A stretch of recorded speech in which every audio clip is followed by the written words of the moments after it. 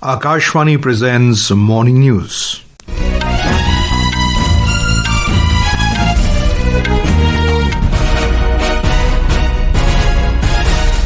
Good morning, I am Abhishek Mukhopadhyay. The headlines. Prime Minister Narendra Modi to hold talks with President of Brazil, Luiz Inácio Lula da Silva in Brasília today.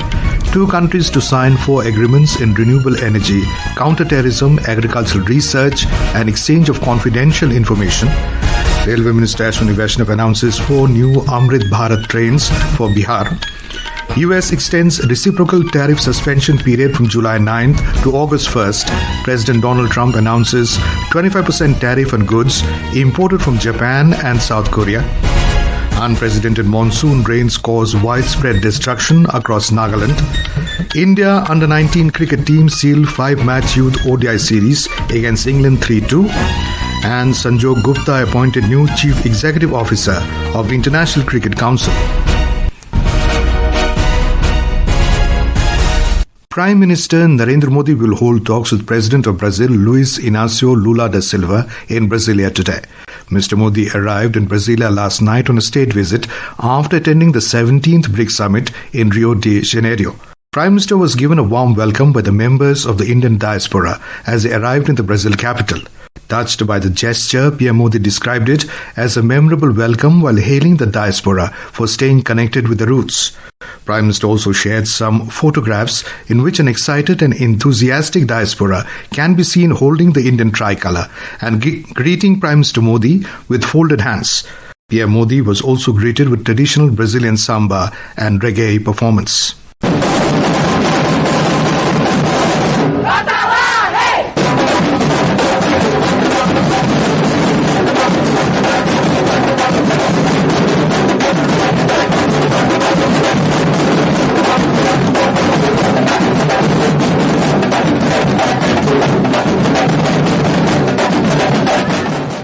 Prime Minister said the Rio leg of his Brazil visit was very productive. In a social media post, Mr. Modi said they had extensive deliberations at the BRICS Summit. He complimented the Brazilian president and the Brazilian government for the work they have done through their BRICS presidency in making this platform even more effective. He added that his bilateral meetings with world leaders will also boost India's friendship with various nations. India's ambassador to Brazil, Dinesh Bhatia, said the two countries are expected to sign 4 agreements.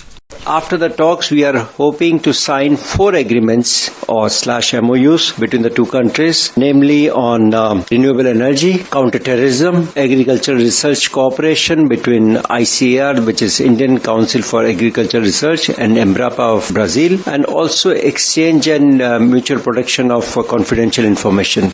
In the final leg of his 5-nation visit, Prime Minister Narendra Modi will reach Windhoek in Namibia tomorrow on the invitation of Namibian President Netumbo Nandi Ndaitwah. This will be the first visit of PM Modi to Namibia and the 3rd ever Prime Ministerial visit from India to Namibia.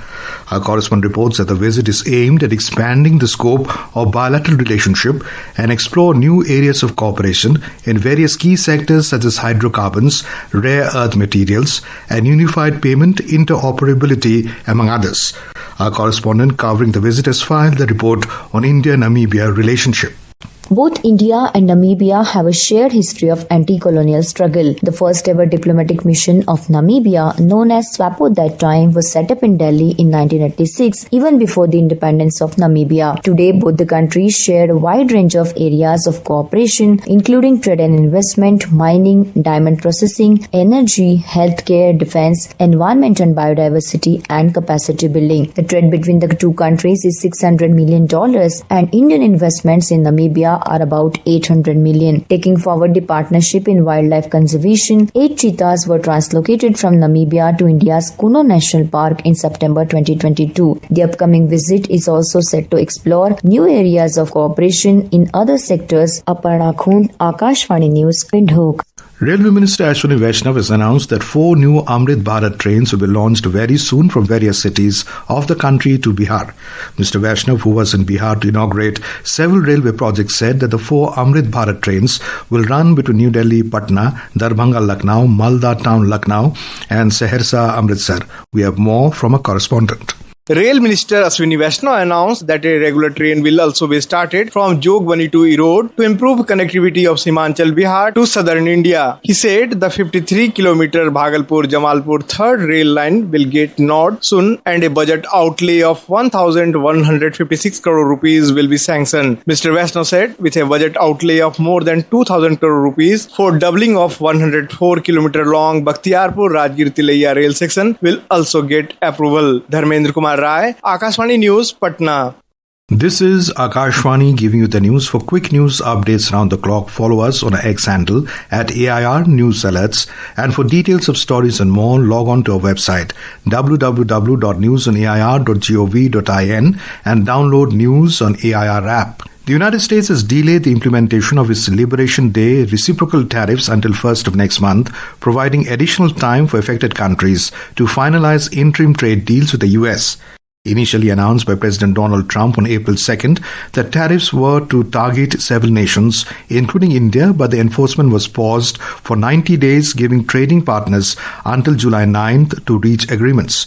The latest update announced via Trump's social media platform outlines new tariff rates on 14 countries, which will come into effect on August 1st. Trump has announced to impose a 25% tariff on goods imported from Japan and South Korea starting August 1st. Trump imposed stiff tariffs on 5 additional countries, Myanmar, Laos, South Africa, Kazakhstan and Malaysia, as part of his ongoing effort to correct trade imbalances. He said that the US is ready to continue trade despite having a significant trade deficit with them, but it will be more fair and balanced trade. Israeli Prime Minister Benjamin Netanyahu has nominated US President Donald Trump for the Nobel Peace Prize, citing his role in forging peace. During a private dinner at the White House marking the third meeting this year, Prime Minister Netanyahu personally handed President Trump a copy of the nomination letter he sent to the Nobel Committee. He praised Mr. Trump's efforts in promoting peace and security, particularly in the West Asia. India abstained from voting on the United Nations General Assembly UNGA resolution on the situation in Afghanistan and noted that a business-as-usual approach without new and targeted initiatives is unlikely to deliver the outcomes the international community envisions for the Afghan people. India's permanent representative to the UN, P. Harish, while delivering the explanation of the vote on the UNGA resolution, said that India is closely monitoring the security situation in Afghanistan. As a long-standing partner, India has direct stakes in ensuring peace and stability in Afghanistan. Since the UNGA last considered this issue in November 2022, India has been actively engaging with regional and international stakeholders to promote peace, stability and development in Afghanistan. Unprecedented monsoon rains have caused widespread destruction across Nagaland, with reports of severe flooding, landslides and infrastructure damage from multiple districts. Nagaland State Disaster Management Authority, NSDMA, said it has received numerous reports of damaged homes, roads, bridges, paddy fields and jhum cultivations. In Dimapur, following flooding in several colonies, relief camps have been set up by DDMA Dimapur, with Home Guards, Civil Defence and SDRF teams actively conducting rescue operations. In the state capital Kohima, a retaining wall collapsed below the civil secretariat, damaging 2 vehicles and obstructing access to key offices. Town areas also experienced flooding.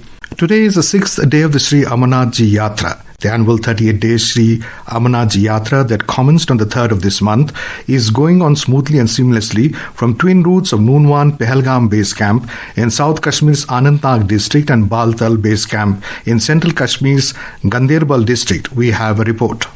With devotion and religious fervor, over 93,300 yatris paid obeisance at the Holy Cave Shrine during past 5 days. Every day, several thousand yatris leave Jammu-based camps under multi-tier security cover all along Srinagar-Jammu National Highway till they reach safely to their respective base camps in Kashmir region. Yatris from across the country feel elated and content with all kinds of arrangements, facilities and secure environment in Kashmir region. Lakhs of yatris are expected to participate in ongoing Sri Amarnath Yatra this year. Tariq Rathar, Akashvani News, Srinagar. Union Minister for Tourism Gajendra Singh Shekhawat has said that tourism in Kashmir is showing a clear signs of revival following the April 22nd terror incident in Besaran village, Pahalgam.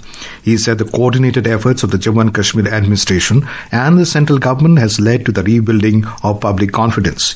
Speaking to media on the sidelines of the National Tourism Secretaries Conference in Srinagar, the minister said that the robust initiatives of the J&K government, supported by the centre, is helping restore trust among travellers and tourism stakeholders. देश भर के tourism secretary जो tourism subject से deal करते हैं वो जाकर के अपने प्रदेशों में इस तरह का मैसेज दें ताकि हमारा डोमेस्टिक टूरिज्म वापस कॉन्फिडेंस बिल्डिंग एक्सरसाइज के रूप में इसको लेते हुए ताकि बिल्डअप हो सके। ये कॉन्फिडेंस बिल्डिंग एक्सरसाइज जो है ये निश्चित रूप से फ्रूटिफाई होगी और आने वाले समय में कश्मीर का टूरिज्म जो है वापस उसी मुकाम तक आकर के पहुंचेगा। In sports news, India have sealed the 5-match Under-19 ODI series against England with a 3-2 victory. More in this sports roundup.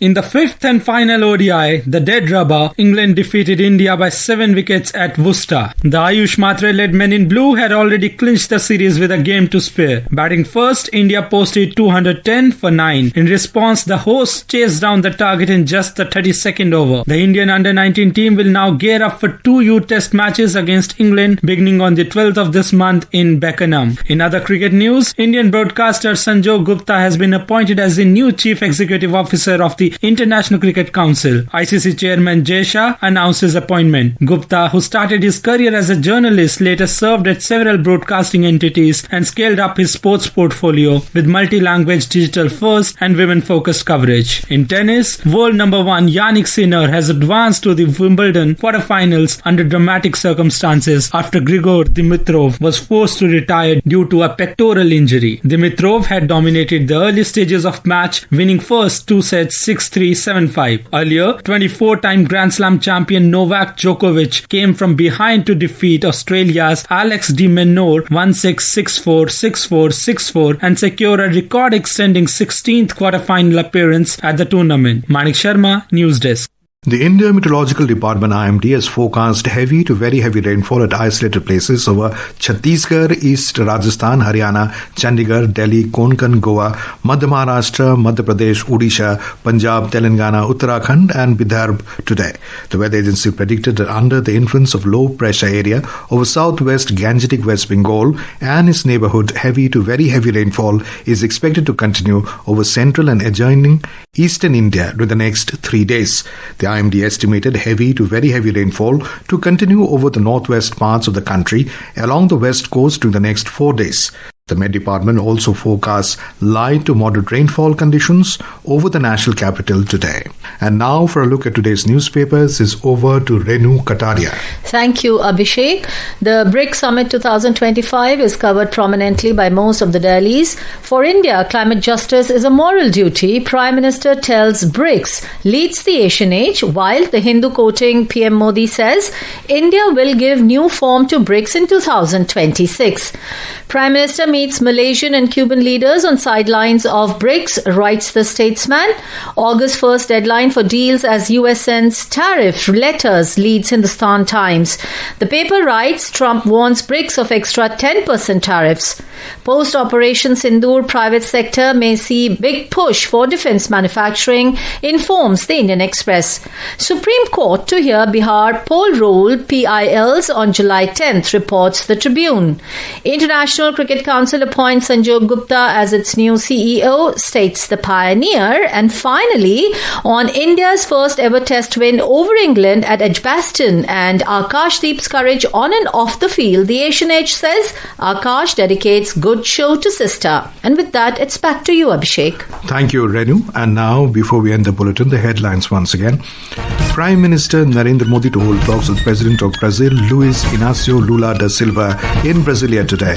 2 countries to sign 4 agreements on renewable energy, counterterrorism, agricultural research and exchange of confidential information. Railway Minister Ashwini Vaishnaw announces 4 new Amrit Bharat trains for Bihar.